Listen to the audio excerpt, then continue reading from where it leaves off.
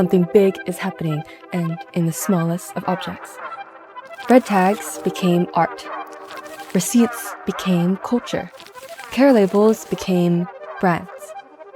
And once you see it, you can't unsee it. People are making posters from guest checks, designs from baggage tags, portfolios out of everyday scraps. We've become obsessed with these tiny objects. But why? Hi, I'm Kova, and welcome to the first episode of Hyphen.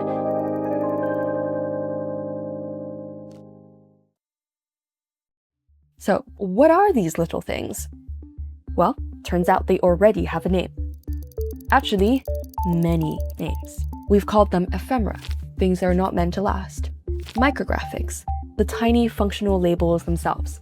Industrial design, the design of objects made for everyday use or mass production.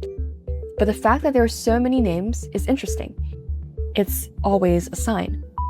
Culture is shifting. While there are many names, I think the most fitting might be micro-design. The design of small, honest objects. 3 main criteria. First, every mark matters. Every bit of text, color, and layout is there to do a job. Second, it's made of raw materials. A bread tag is cheap plastic. A receipt is unprocessed thermal paper. Microdesign doesn't hide its core nature. Third, it's as small as can be. And now let's take a look at some specimen, because oh, do they have lore.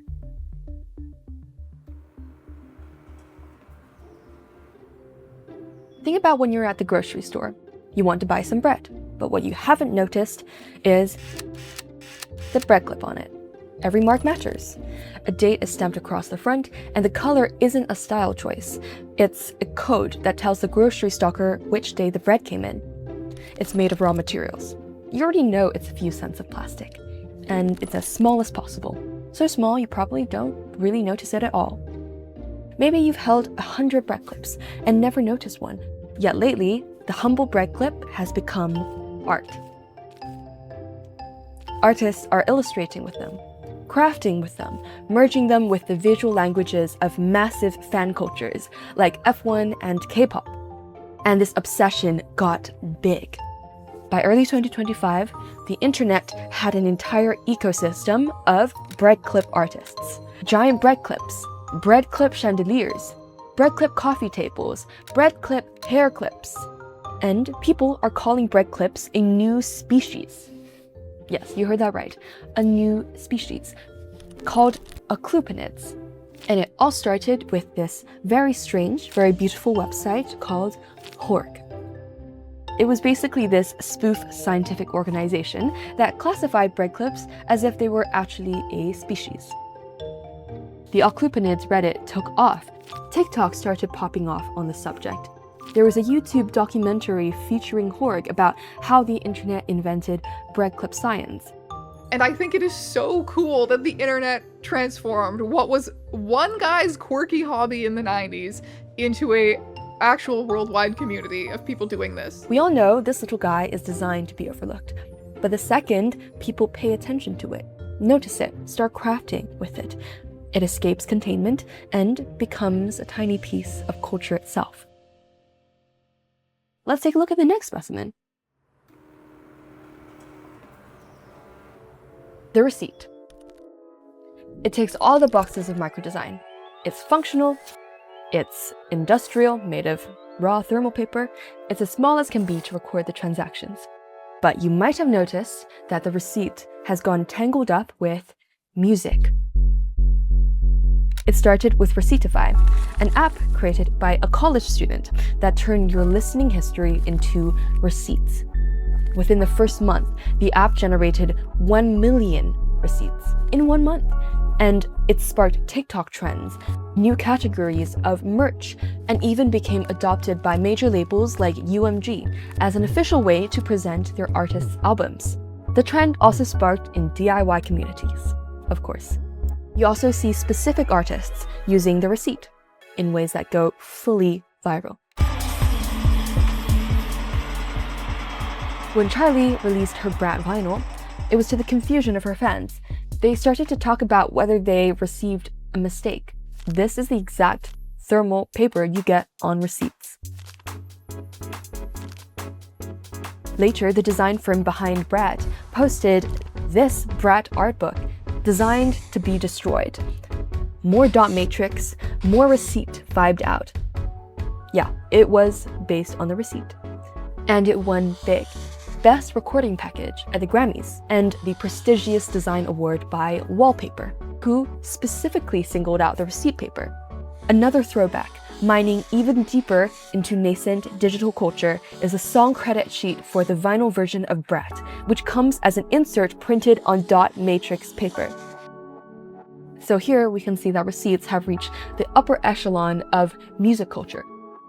Receipts have become fandom. But we have one more specimen to get through.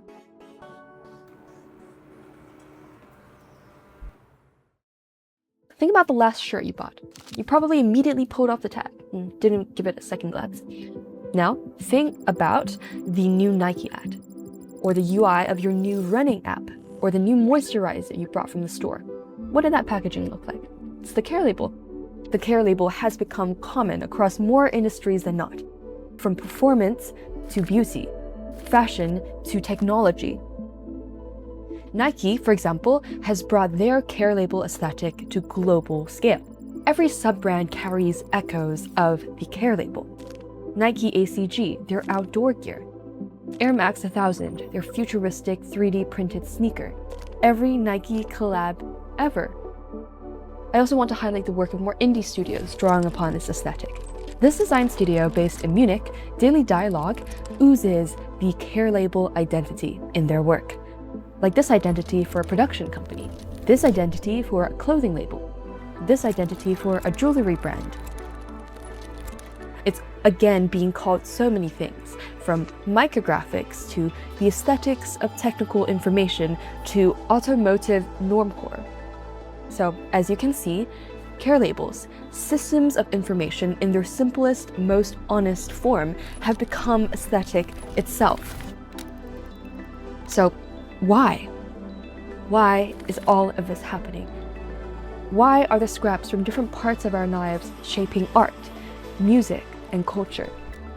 Let's go back a bit, because when we do, things start to click into place.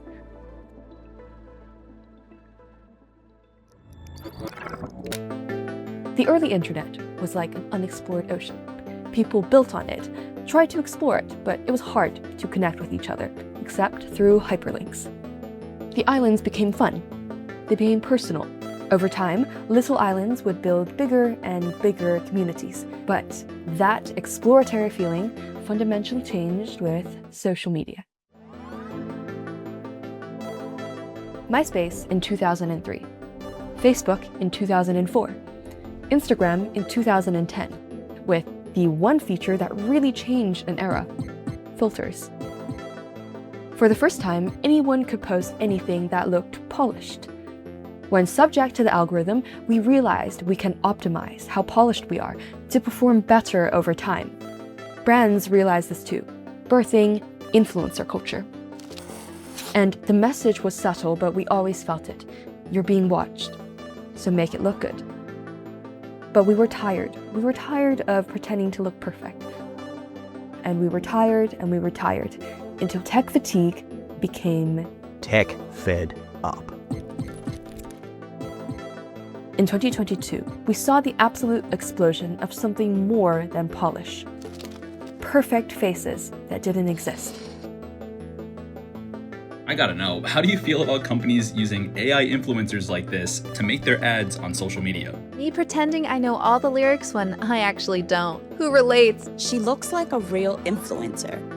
And people started to revolt. By doing what? Moving in the opposite direction. While AI music became a thing, vinyl sales soared.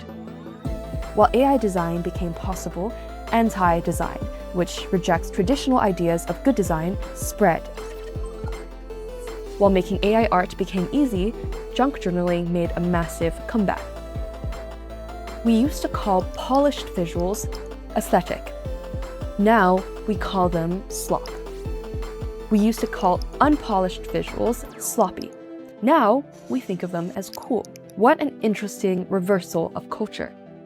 And with all of this history, it makes sense now. There are three main reasons for why microdesign is resonating so much right now, and they have very interesting implications for what the future might look like.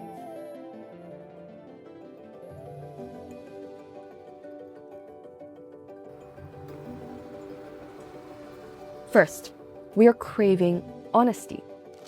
Right now, every post, every pixel is designed to optimize for your attention. On the other hand, this little thing exists just to tell you what it does. It's not to sell you something or to make you take an action. That lack of an agenda now reads as rare, and therefore precious. The objects not asking for attention suddenly feel like the only ones we can trust. Second, we're seeing a shift towards the hyperlocal. Look at these AI generations of flowers. AI generates from patterns and probabilities, and that's why so much of AI content feels rootless. You don't really know where it's from or where it belongs to. But a bread clip? Now, this is no average. This is radically unlikely. Why? Take a look at its taxonomy, the time and place it was made. No optimization function would reward generating these specific numbers, this specific shape and color, which is telling the grocery stocker which day it came from. Microdesign is grounded in time, in place, in context. We're already seeing the world skew towards hyperlocal, curated experiences. Hyperlocal details don't just add character, they become proof of life.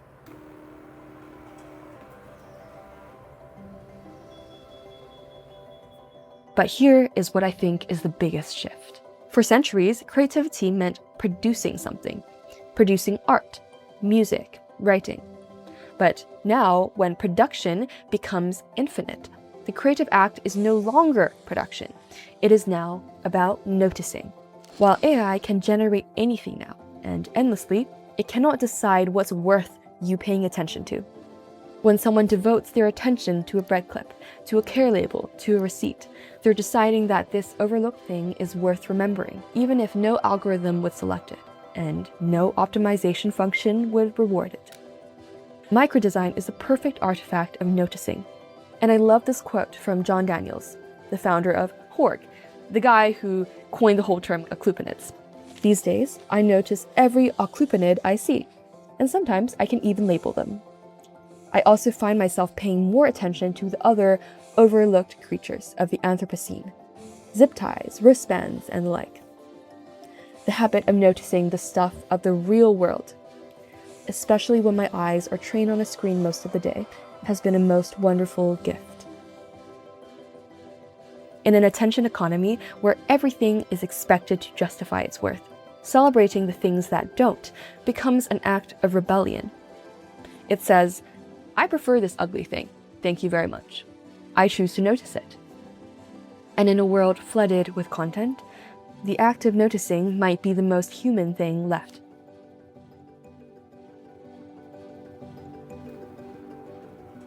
So, we're entering an unpolished, hyperlocal year, where, as things feel more rootless, we seek whatever roots us in time and place, those breadcrumbs back home. There's a growing rebellion in how we define cool, where the question changes from what's trending now to who says this is beautiful, and the answer feels increasingly clear, that it's still in our hands. 2026 might be the year we start looking again at the ordinary, finding charm in small, overlooked things, beauty in the byproducts of use that were never meant to be beautiful in the first place.